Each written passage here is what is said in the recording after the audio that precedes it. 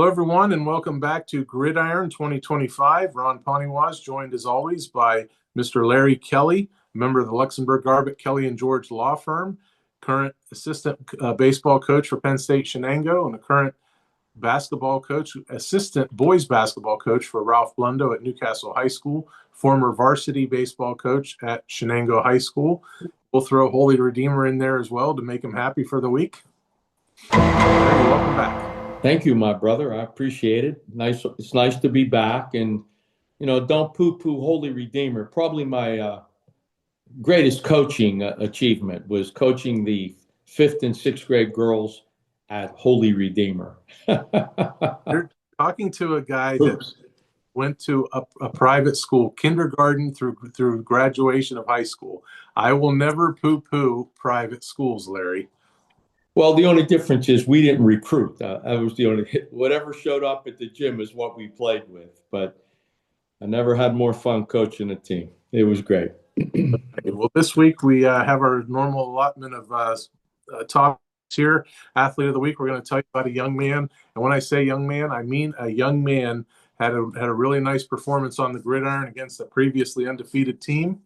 Larry will talk to you about the Newcastle High football program as they completed the gauntlet last week, their third in a string of 3 consecutive home games against the Parkway Conference's elite. And then we'll have a secondary topic where we tell you about the playoff scenarios, which we are entering week 9. So we figure that's pertinent information for everybody. And then that's going to follow up by week 9 schedule. And we'll tell you what the games are this week. We have games on Friday and then one on Saturday. After that, stick around because we have some national topics that the two of us would like to tell you about. But first, we will start with Athlete of the Week, and it is Mohawk High School's Lucas Stratton. He is a freshman, a 5'8", 170-pound running back linebacker. Lucas last week had 22 carries for 127 yards, 2 touchdowns, runs of 9 yards and 5 yards in a 40-20 win over, as I mentioned, previously undefeated Western Beaver. That's a breakout game for Lucas as he's now filling in for his older brother Cash at running back, and a big win. When you talk big wins, that was a gotta-have-it moment for Mohawk. 40-20 at home. I kind of been waiting for Mohawk to bust out. They've had a lot of close games and just haven't been able to pull it out. We don't have the team statistics. The young man, a freshman, 127, 2 TDs. That's a big night for any 9th grader. But I would have loved to have been able to see what the team rushing totals were in that game. If I'm a betting man, I am betting that Mohawk outrushed them, and that's why they won the game.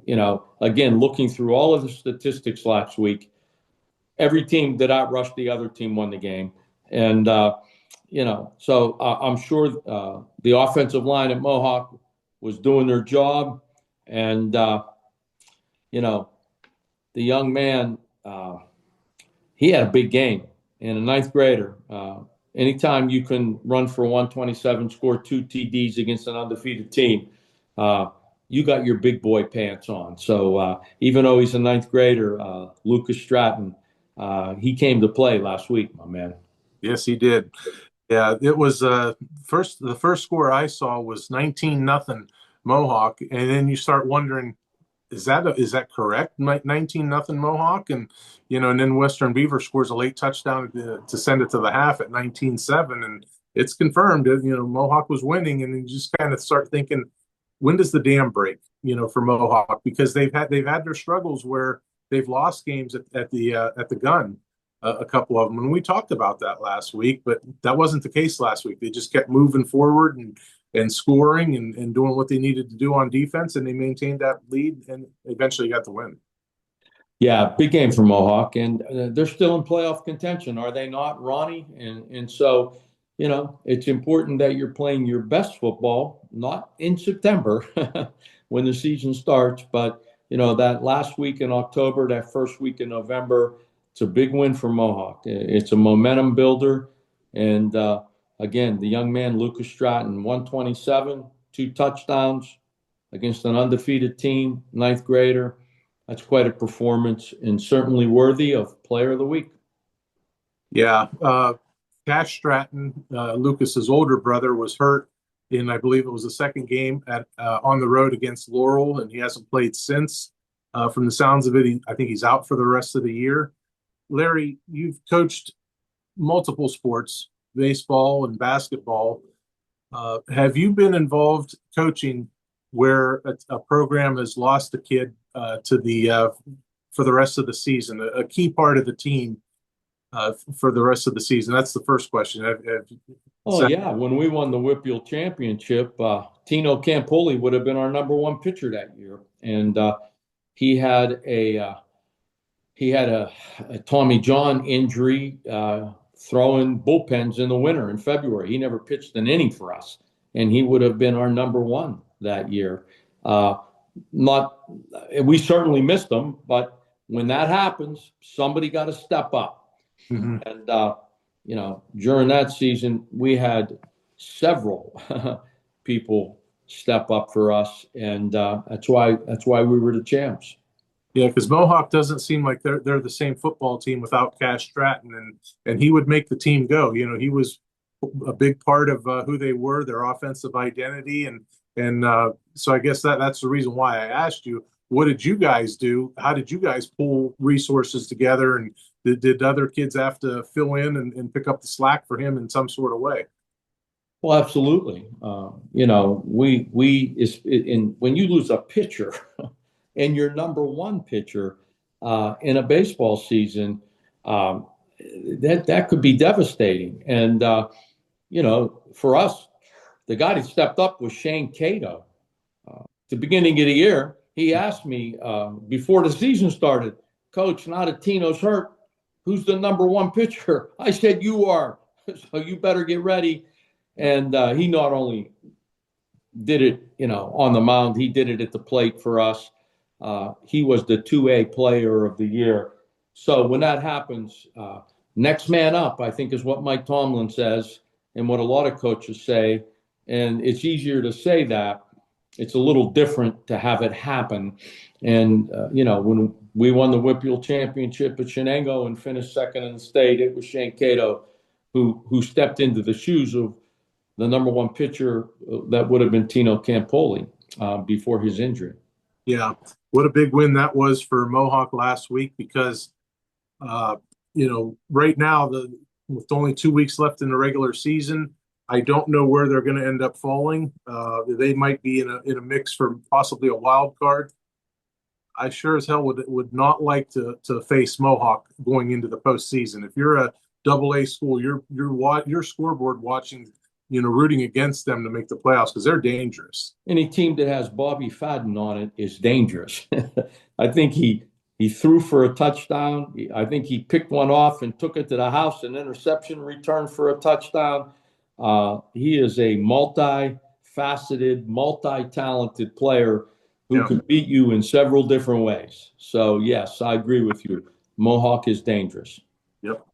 Lucas Stratton is our athlete of the week. Congratulations to Lucas Stratton for his 22-carry, 127-yard performance with those 2 touchdowns against previously undefeated Western Beaver. Mohawk is now 2-3 in the Midwestern Athletic Conference, 3-5 overall. We will touch on them a little more in the scheduled portion.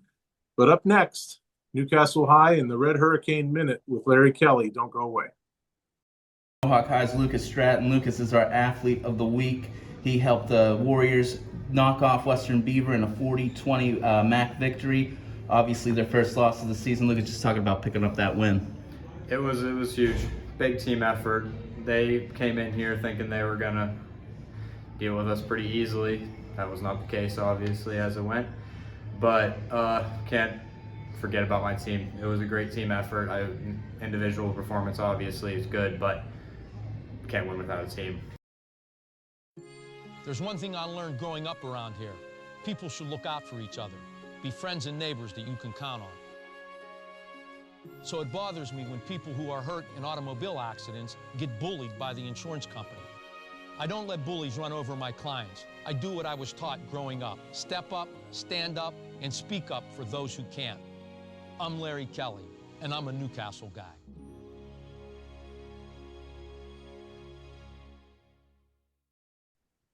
back with you here on Gridiron for the Red Hurricane Minute with Larry Kelly. And Larry, the floor is yours. Yeah, it was a disappointing loss for the Red Hurricane on Friday night. They would have taken control of the conference lead, and now they're sharing. It's my understanding they have one loss. There's a couple of teams that have one loss, including Montour, Aliquippa, and West Allegheny, but those teams still got to play each other.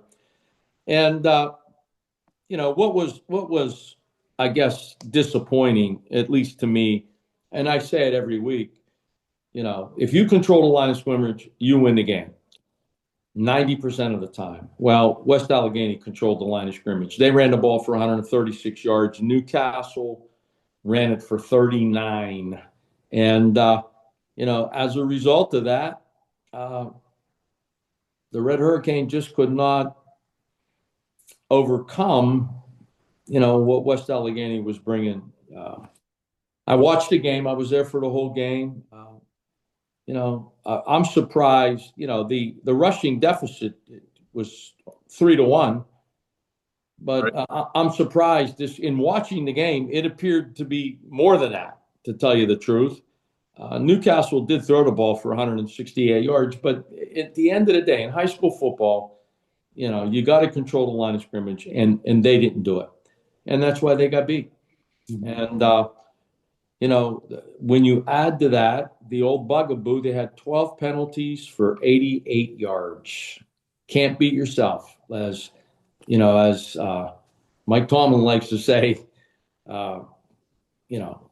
It's hard enough to beat the other team as it is. You can't beat yourself, and I think that's kind of what the Red Hurricane did.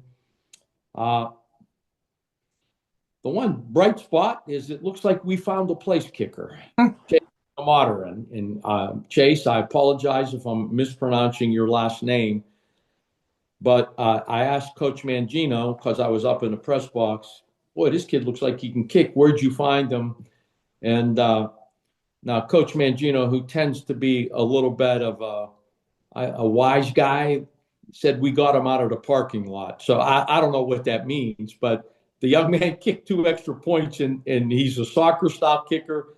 And it looked like he knew what he was doing. So, in a close game, as I always say, you're going to need to convert extra points. It looks like we found somebody. But in a close game, you can't beat yourself. 12 penalties for 88 yards, just not acceptable. And I'm sure Coach Mazzocca would be the first to say it. And at the end of the day, you got to control the line of scrimmage. And if you don't win. And they got outrushed 3-1. West Allegheny ran it for 136 yards, and I think they threw 3 passes the whole game. So typical West Allegheny, there's no surprises with them. They don't throw the ball. They run it, and if they can run it down your throat, that's what they do, and that's pretty much what they did on Friday night. Yeah. You just kind of wonder if they found out something on film. If they're scouting Newcastle on film, shed some light on something of defensively how to stop the offense, because allowing just 2 touchdowns against a team that's been going up and down the field all season long. Well, you got to be able to run the ball, and they pretty much contained Marino Graham, and they had a running back, Brody Cornell. This kid was tough, and he was able to read what was happening at the line of scrimmage, cut back, when necessary. Newcastle, in talking to Coach Mangino today, they didn't do a great job of maintaining their gap integrity, allowing those cutbacks to happen.